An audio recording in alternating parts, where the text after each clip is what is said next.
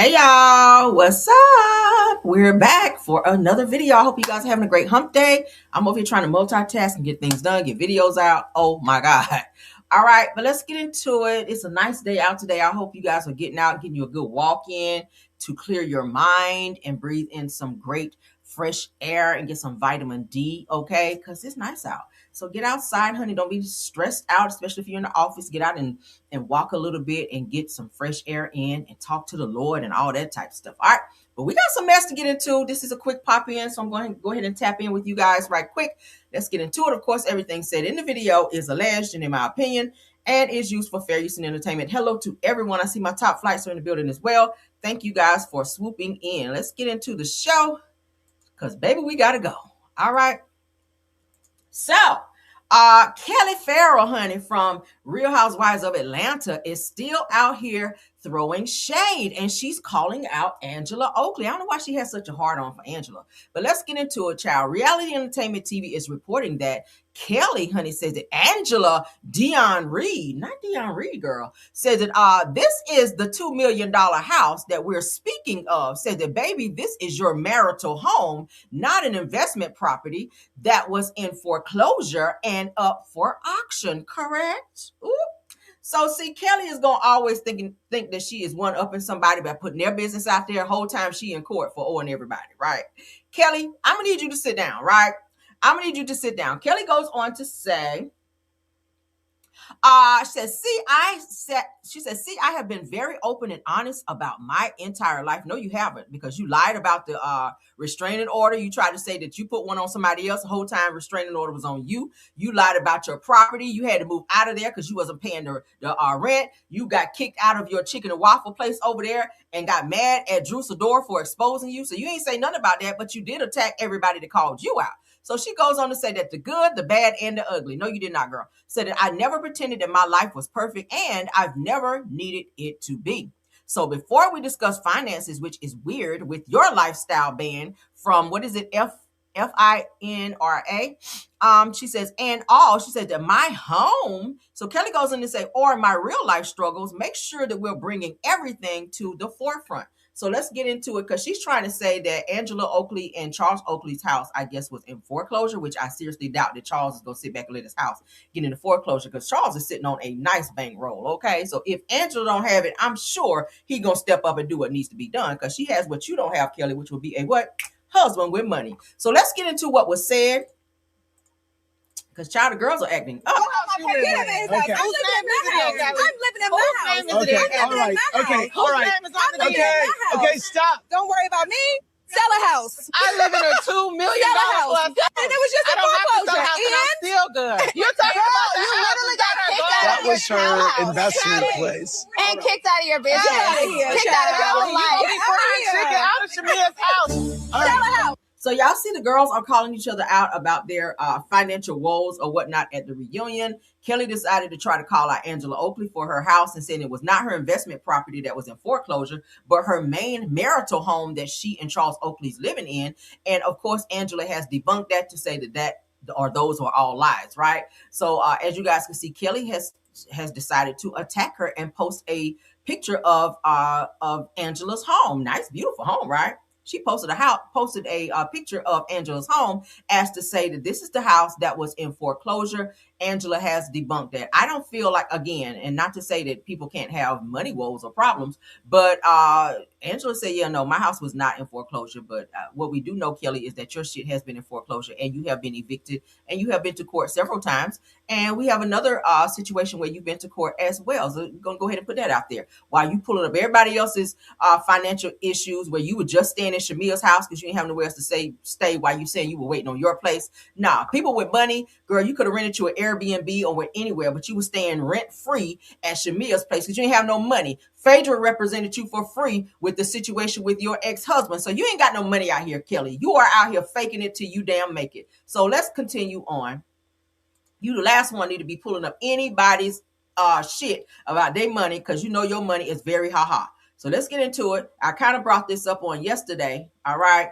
Let's go ahead and air her ass out right quick, and then we're going to move on. All right, Real Housewives of Atlanta reunion. T comes back to haunt Kelli Potter. It said that Gary wins the lawsuit, said that she is ordered to pay more than $83K.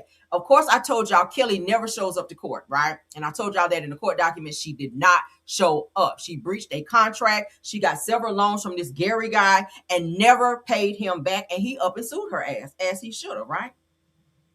He was like, Rihanna, honey. He said, bitch, better have my money. So Angela Oakley wasn't just talking at the Real Housewives of Atlanta reunion, said that the Gary that she brought up during the reunion has now been identified in Fulton County court records, and said that he just scored a major legal win against Kelli Potter Farrell.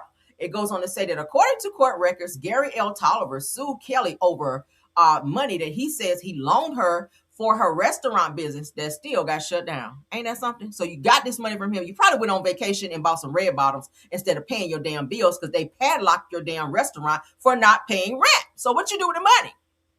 Says on August the 10th of 2026 that the court entered a corrected final verdict and judgment in Tolliver's favor on his breach of contract claim against Kelli. It says, and the amount that Kelli has been ordered to pay is more than $83K.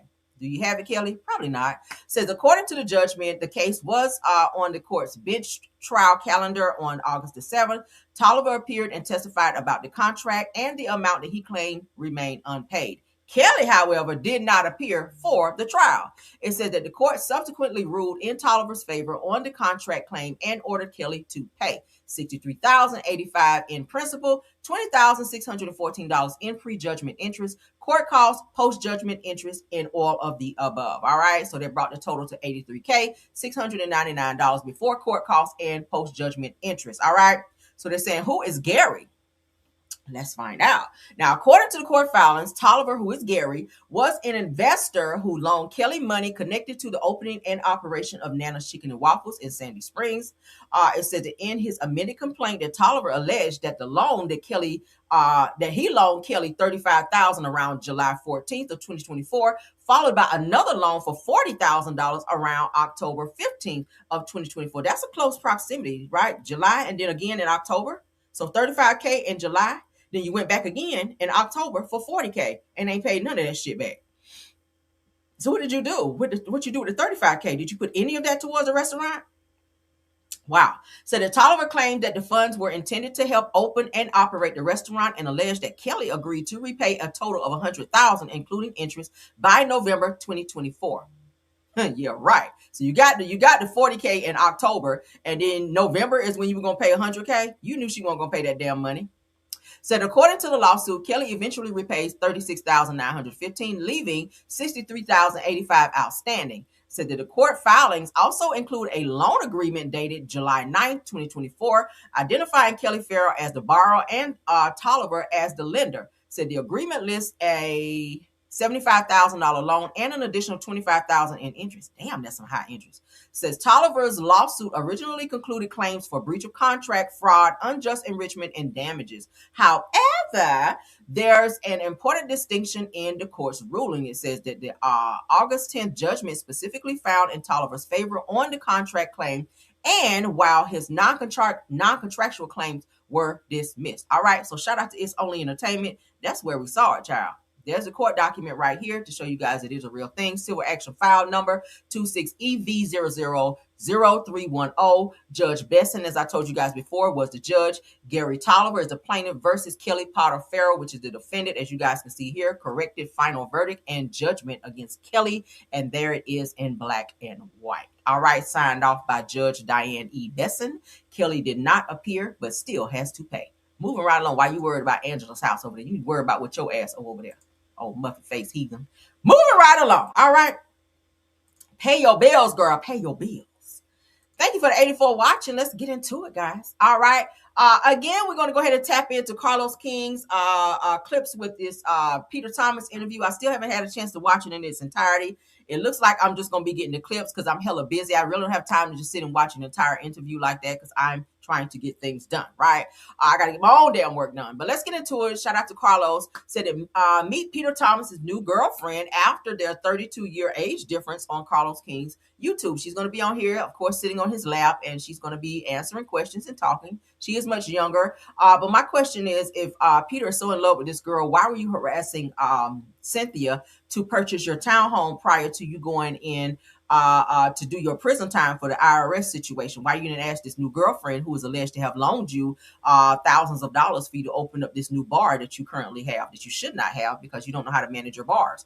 But let's get into this. Let's go. Why are you dating Peter Thomas? You said why or while? Why? I mean, it's not even about who he is, honestly. I mean, for me, it's more so it's the character opposed to his name. You know? How did y'all meet? We met in Miami at a day party. Yeah, at Dua. Mm-hmm. Okay, on April 6th. April 6th, 2024. Yeah. Yes. And he approached you? No, we looked at each other across the way, and I looked at her and I said, "You're beautiful." And she said, "Thank you." And she was with her friends, and she was dancing, and then I kept on looking over there, and she's looking back. And my friends was with me. Lou Tucker was with me, and I'm like, and she came over, and like 20 minutes later, it was more like a hit now, like, you know, like we were holding, like one of these. What up, though? Like, bring your ass here. And you said, okay. I'm like, yeah. let's see what he we talking were about. holding hands 20 minutes later. Did you know who he was? Not until after the fact, until I walked away from him, and my friends was like, "That's Peter," and I'm like, "What?" Because to me, I'm like, it was more like a chemistry thing. You know what I mean? It's like in the club, loud. They don't know who Peter is. Peter done been on TV. Peter done been everywhere, child. Peter done been in the news, social media, everywhere. You mean to tell me you saw Peter Thomas and automatically did not know who Peter is? Unless you do not watch television, unless you do not know anything about social media. He was fully married to Cynthia Bailey. He was also dating Nia Long back in the day. Like, Peter has a very extensive history with women. So I'm really doubting that you saw Peter Thomas in a club or any outside establishment and you was like, oh, that's Peter. Or you didn't know who he was. Like, girl, miss me with that. Cut it out. Music, it's dark, you know. And then once I walked away, they're like, "That's Peter." I'm like, "Peter?" They're like, "Housewives Peter." I was like, "Are you sure?" They're like, "Girl, that's Peter." And I'm like, "Oh, well, hey." Do you have kids? No. Oh. No biological kids. Do you want kids with Peter? I feel like... You gotta ask Peter that. Then you're gonna ask her that. I mean, what do you mean? Because that matters too.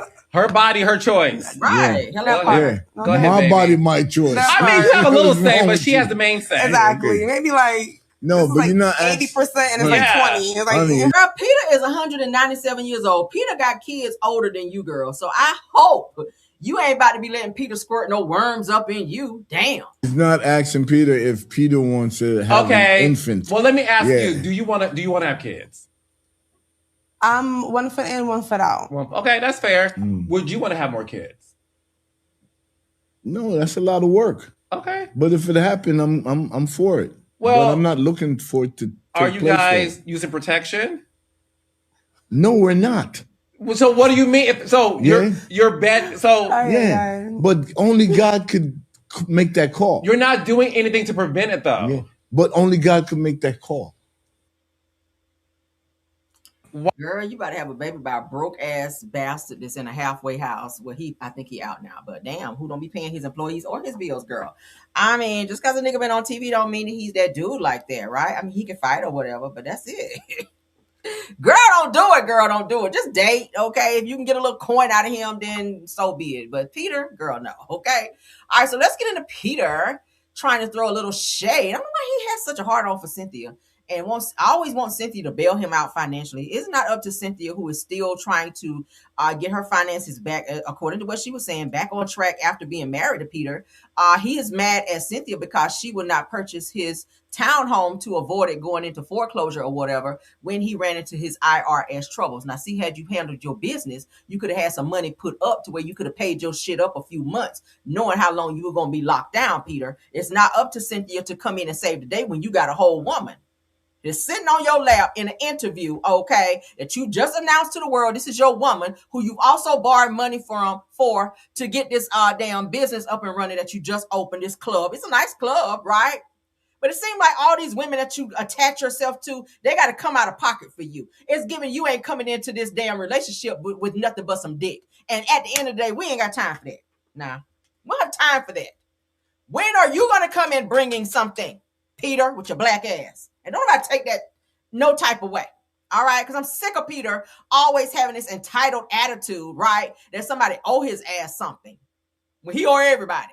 But let's get into what he had to say. So it said, the Real Housewives of Atlanta, Peter says that he asked Cynthia to buy his townhouse before serving time for his IRS troubles, but claims that she backed out at the last minute and he lost his house. That's your problem. She's not married to you. She has no obligation to you. You have a whole girlfriend who was writing to you, putting money on your books while you were in jail. You were telling everybody, including Michelle ATL, that you had a new woman and she was all of that. That's who you should have been asking to pay your shit up for you. Cynthia has no obligation. She's not married to you. None of that. You already ran through her money and you owe her thousands that you didn't even pay her back. So the fact that she would even consider paying that shit to even have to back out at the last minute is diabolical, right? Let's go ahead and play this right here because, baby, shout out to the girls are fighting. I said, I know damn well. Company that it was under, I wanted to secure it because I'm going away. And I said, if I go away for a year, at least a year, 14, 15 months, I want to come back to my home.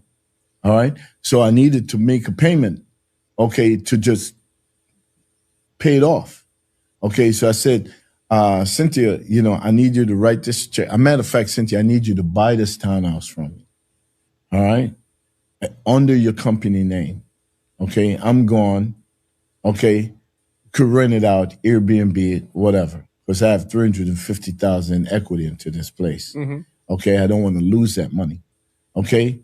All right. And if you can't Airbnb it or for whatever reason, you could sell it. It's under your company name. Okay. But at least I know there's a chance of me having my home when I get back out. And we met at a restaurant in Duluth. And she agreed, and I talked to my banker, which I introduced her to, which is now her banker. Okay. And I involved my friend Sunita Brooks in it because she was talking to Cynthia more than I was talking to. I wasn't trying to talk to Cynthia every day. So I had Sunita in the mix talking to her to make sure it would go down. And you want to talk to her every day. You want to talk to her when you needed her financial support. Like 10 days before the process fold, I called her on the 9th day and said, hey, look, I've been texting you for you to engage with people that we could do the purchase. And I don't know what happened within her saying yes and that 10 days. But I sent her a text and her reply was, I feel like I'm being pressured. I feel like I'm being bullied. Okay. And I'm like, what? Same shit you was doing when y'all was in that wedding special, right? Same shit you was doing in the wedding special when you got mad at her about not giving you that money for bar one. She said, well, Peter, you already lost such and such amount of money and you already owe me this. And you got an attitude and got aggressive with her and made her feel like she was obligated to give you more money, Peter. We saw it in real time and you trying to do the same thing with this townhome with her. After she's already said she had to bounce back financially and get her finances to where they need to be, where she almost had to file for bankruptcy after being married to you. Because we had a great lunch. Okay? I thought everything was good. I'm the guy who walked away not taking 50% of the money, not taking any money, future money, just walked away, sell the house, keep the money from the proceeds from the house, do whatever. Anything you think I owed you, you got it. Okay, I don't want nothing. So when she did that to me, and the day when I made that statement is the day that the marshal knocked on my door at 7:30 in the morning and give me 15 minutes to get out of my townhouse. Okay?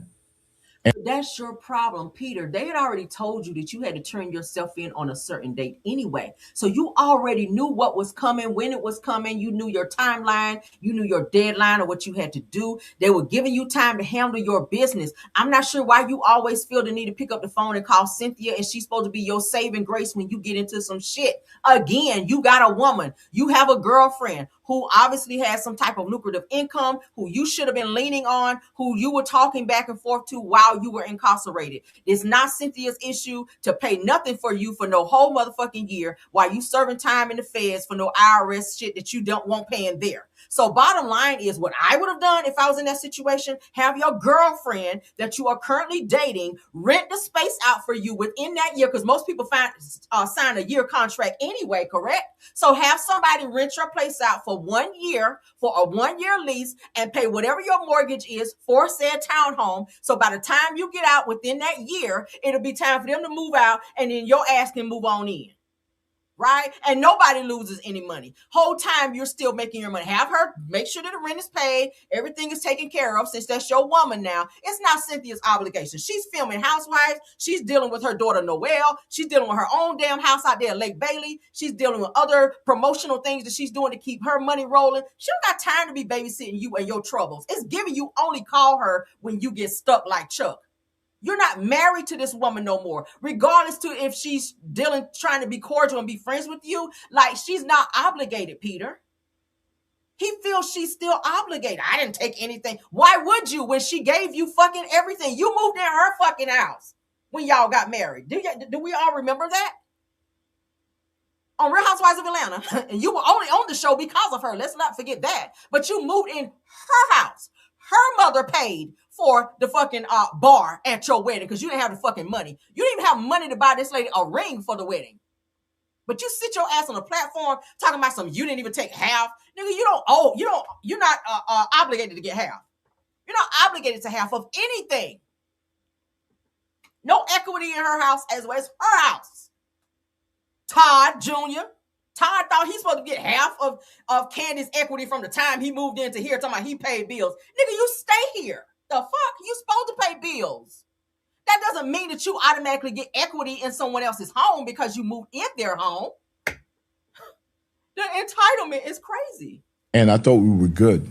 I thought I didn't take none from the divorce.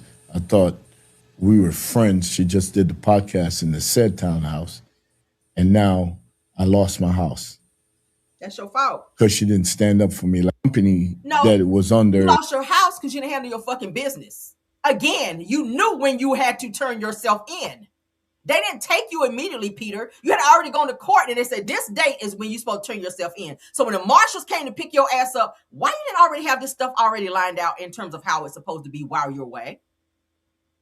This is crazy. This boy, nothing against Jamaicans, but I hope all Jamaicans don't have this mentality. Jamaican men don't have this mentality. And no, I'm not attacking Jamaican men. Let me just go ahead and say that. He's very arrogant and he has a sense of entitlement. And you need to really, really figure out why. Because it's crazy. I don't feel like Cynthia should have to worry about anything that you had going on. Because when she signed on that line for divorce, bitch, that means that's on you. Everything that you got going on now is on you. She don't got about shit. She probably thought about it like, you know what? I'm going to be on the hook for paying the taxes for this townhome in addition to my home. I'm going to be on the hook for this, da-da-da-da. And a person, you already know when you're trying to sell a property, it may not sell today, tomorrow. It could take months. So she's going to be on the hook to have to pay 2 properties until she sells said property. So she thought about that shit. Like, I'm not about to take on another financial obligation and have my shit tied up in the house I have and somebody be done took my shit trying to help you.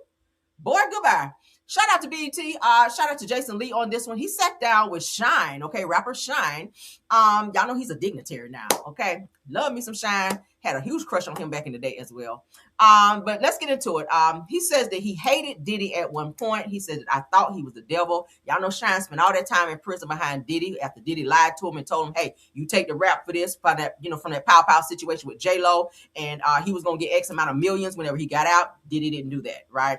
So Shyne gets real about Diddy, says the anger that he carried and the moment that he realized letting go wasn't about forgiving anyone else. It was about freeing himself, right? Anger can eat you up. Anger can have you walking around looking old in the face. Anger can give you health issues, right? Right? You got to get over it, honey. So shout out to Shyne for being able to let go of that situation and move forward. He's doing better than Diddy. Where's Diddy right now? In jail. See how karma gets you? See how karma gets you? Shyne is out here shining, baby. And doing the damn thing free, handling his business. He got a wife, his kids. He's doing well, right? He's sitting here doing interviews while Diddy is sitting in jail, just got more time for getting in a fight. But let's get into it. Do you have a person send people to testify against you, maintain integrity and not testify against them, go to prison and sit down for 10 years and watch them become a billionaire in culture and not have resentment? Well, I had resentment. I hated him at one point.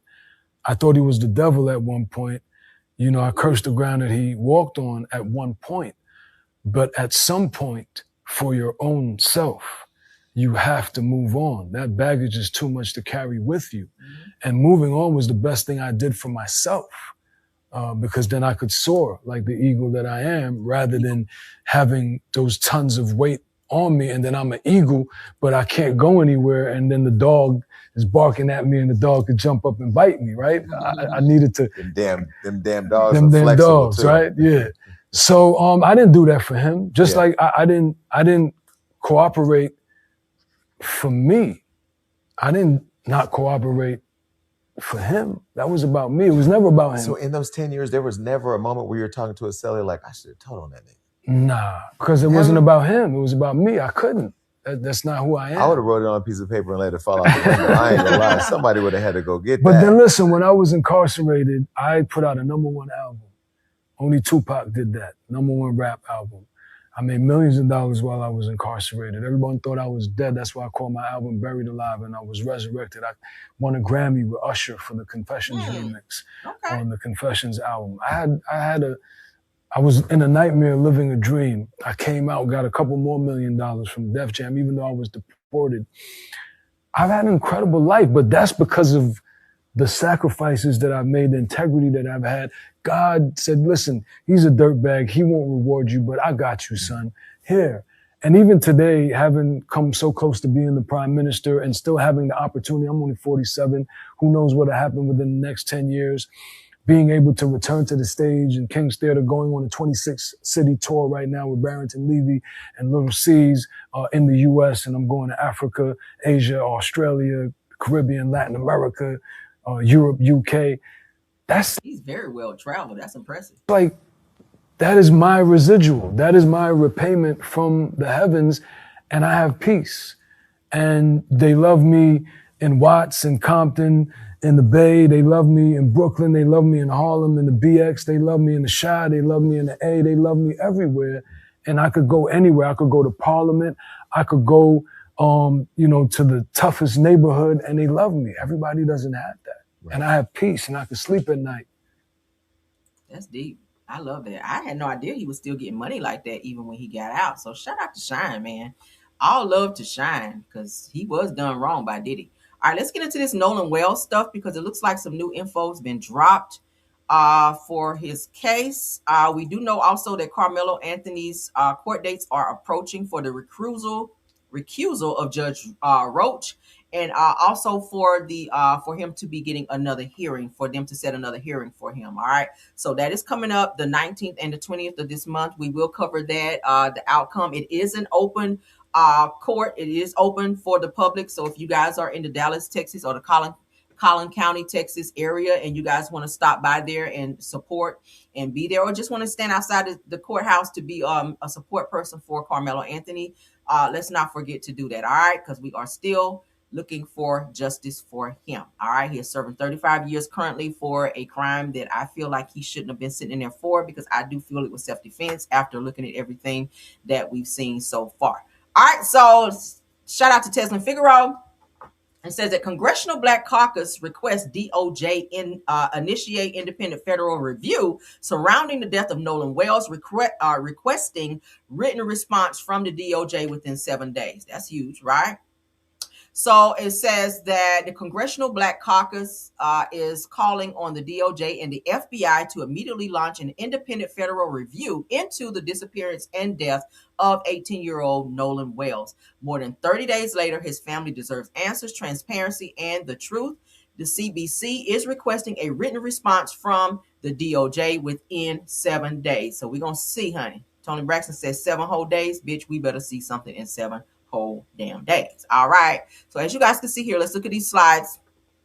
Shout out to Revolt News, because that's where it originally came from. More than 30 days after his disappearance and death, significant questions remain unanswered about the events of July 4th, 2026, and the circumstances that led to his death. The Wells family has been forced to grieve while also seeking basic information about what happened to their son. All right, let's keep going. The Congressional Black Caucus requested that the Department of Justice immediately review the matter and provide a written response within 7 days regarding the department's involvement and the steps that it has taken or intends to take. So they're asking for answers. All right, you guys can see here, this is their request. As we can see, it's not very big, but the Honorable Todd W. Blanche, Attorney General, okay, U.S. Department of Justice, and then it gives the address here. It gives the, let's see, Director Kash Patel. So they are going all the way up with this. They are not. Thank you, Ben Crump, y'all. Thank y'all for moving forward with this. So they're going above heads in order to get answers, because the DA, they're sitting quiet. They're still, from what I've read, also, they still haven't sent the rest of Nolan's body parts for them to complete the second autopsy. Not sure why not. But that's the actual paperwork there for immediate release, as you guys can see here, as of August the 12th, 2026. That's today. Contact Freedom Alexander Murphy. It gives the address here, email address rather. Congressional Black Caucus urges Attorney General Todd Blanche and FBI Director Kash Patel to launch federal review of Nolan Wells' death. All right. We're not going to read all of that, but as you guys can see, they're asking for them to step up and get involved in finding out what happened. So that's going to be them boys' ass, because y'all know you can't pay these people right here to shush, okay? If there's some shit or something in this particular case that they see is suspect, and you guys appear to be involved, that's going to be y'all asses. So y'all can do 1 million interviews, but if they find out that y'all had anything directly connected to this case, or that you had something to do with Nolan Wells not being here no more, no amount of money is going to keep y'all asses out of jail, all right? So that's their declaration that they've typed out to send to the Black Caucus, the Congressional Black Caucus. All right. So what do y'all think about that? What do y'all think about that? Shout out to them on that. So we're gonna have to wait to see what happens. I wanted to play this video for you guys that I ran across, which is something that I did not realize. I'm floored at how they're able to, you know, I guess take out some of the noise in some of these videos that we've heard already from them being on the boat out there on Horn Island. But you guys, I want you guys to hear this. Shout out to Demetrius Thompson, because he released it. Said that Nolan Wells' so-called friends on the boat told company how many people on the boat. So the answer is that there's a lot of people breathing on the boat. There's a lot of crazy inconsistencies in this video with them in terms of how they answer. Everybody, the Wyatt, which is the person who was on the phone, seems very distracted. Let's go ahead and play for you guys. I want y'all to hear this. Let's go. There's no chill. Oh, is there anybody on board? How many adults, sir? That was the question.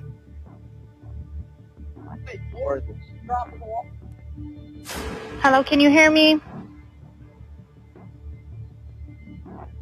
Gotta jump in and pull the plug, Bart, while you're going. Okay, so we heard Bart. Did y'all hear Bart? Said jump in, Bart, and pull the plug, Bart. Okay, so we hear Bart after they've already said Bart was nowhere to be found. I think they didn't want Bart's name to be mentioned, because I just found out that Bart is 21 years old, right? Bart is 21 years old. Could it be that Bart was the one supplying them with the alcohol? Probably for the parties as well as for Horn Island.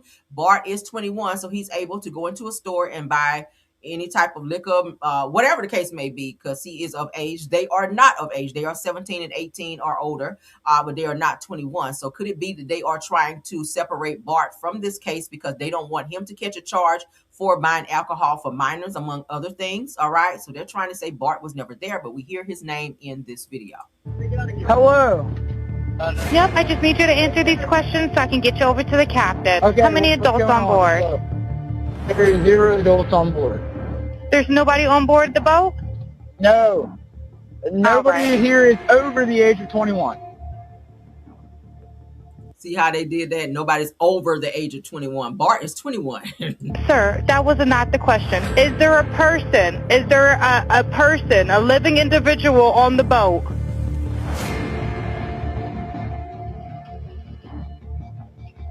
Yes, there's lots of people breathing on the boat. All right, how many people, sir? Like 7. All right, There's no children. It's really 8. We already counted it. Is there anybody on board? How many adults, sir? That was the question.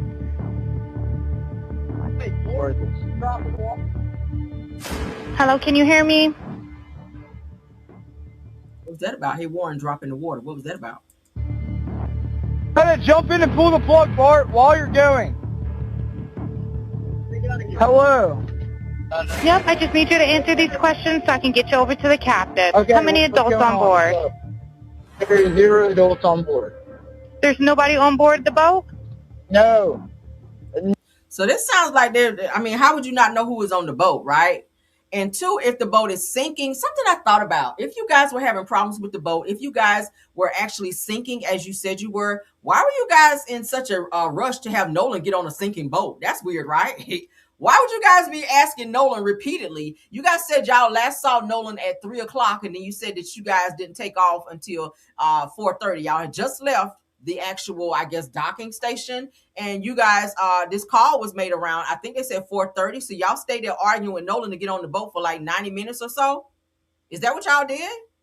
It's just the timing is just suspect to me, right? If you guys say y'all last saw him out here with this, this girl, this Katie girl, as they call her, like they don't know who she is, and she done dated all y'all asses damn near. But anywho, so you guys last saw Nolan at 3, but then y'all made the tow captain call at 4:30. So y'all telling me that y'all stood there and argued with Nolan for like 45 minutes to 90 minutes before y'all took off, knowing that y'all boat is sinking? You said you told him repeatedly, get on the boat. So Nolan getting on the boat is more important than y'all getting the fuck out of there and getting back to the island so you guys don't sink? Is that what y'all telling me? Did that make sense to y'all? I don't know. I've been thinking about it. And then this last interview that they did with Race Batum Tatum, it just gives very suspect answers and just the way that they're looking, and they're sitting there with their attorneys like they're being very careful of what not to say, what to say. They're trying to watch their body language. They are going back watching their previous interviews and looking at the comments in terms of what people are saying, because people still don't believe you guys. So I would just shut the fuck up, right? I would just shut up, because it's like you guys are digging yourselves deeper and deeper and deeper. So once they come back with this answer now from the Black Caucus, once they come back with their findings, you guys gonna be looking real stupid doing all these interviews saying what you didn't do, where you weren't, once they do their thorough investigation. Because y'all asses gonna be looking stupid. I wouldn't do not one more interview, and I would tell Race Batum Tatum to take them other interviews down. All right, so let's continue. Let's get off of Nolan. Was that my last thing? Let me see. Yeah, I think that was it. Okay, yeah, that's it. So yeah, I don't know. I thought I had one more topic. That is it, guys. I hope you guys enjoyed this video. Y'all sound off and let me know what y'all think about all the topics that we discussed. All right, thank you so much to my top flights for doing an awesome job. Okay, and I will see you guys later on. All right, please keep your notifications on so that you guys will know when I go live. I just uploaded a short video, so y'all please go over on YouTube and check that out, and please run the numbers up on that for me, because I put some tea in there as well. Martell child has some things to say to Wanda about blasting and exposing Marceau for cheating. Okay, she was drunk too, y'all. So y'all go over there and check out that, because I did put that up there as well.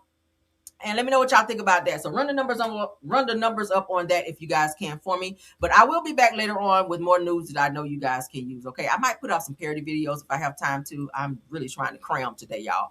But thank y'all for joining. Thank you to all the content creators, of course, all my Caramelians. Please check me out, Caramel Rail, on all publications, backup channel Rails World. Please like up this video, hype up this video, all the things of the things. All right, I will see you guys later. Until the next one. I feel like I'm losing my mind. Is everybody in the world blind? Please, Lord, give me a sign, a sign. I feel like I'm losing my mind. Is everybody in the world blind? Please, Lord, give me a sign, a sign. I wanna be the greatest. Everybody on the fake shit. I look around and feel like everybody is the fakest. I make this every day and I'm impatient, hoping one day I blow up from the basement. Statement, the top is so vacant. I don't hear shit that I think is amazing. Waiting for my day when I'm playing sold out shows for 1,000 faces. Hey, give me that crown, getting my way and to be put down. It ain't your place, no, this my town. If I want that shit, then I'll get it right now. I'm losing it, the noose it fits, some losing shit, a stupid myth. You choose to live or choose to dip, you choose to fight or lose your grip and lose a gift. I feel like I'm losing my mind. Is everybody in the world blind? Please, Lord, give me a sign, a sign. I feel like I'm losing my mind. Is everybody in the world blind? Please, Lord, give me a sign, a sign. Yeah, there's no mercy in this world, just hunger-thirsty persons in different versions. Each new update, that shit worsens. Why? Pull back the curtain and you'll see the different vermin. We all have different burdens that all seem to cause disturbance. Yo, so do me a favor, don't treat me like a neighbor. Don't need the different flavors of your problems just to savor. I've got my own issues, I need a comb to get through. Don't need to groan with you, just go get your own tissue. I feel like I'm losing my mind. Is everybody in the world blind? Please, Lord, give me a sign, a sign. I feel like I'm losing my mind. Is everybody in the world blind? Please, Lord, give me a sign, a sign. That's it, the end of the song. Next time you'll sing along. Trust me, there's nothing wrong. I just need to carry on, cause society's a myth put there to make you sit. Listen to what they give. Don't ask questions, shut your lid. Yeah, don't ask questions, shut your lid. I need to run away from this and go get off the grid. Feel like my brain is overloaded, man, I'm losing it. Don't let the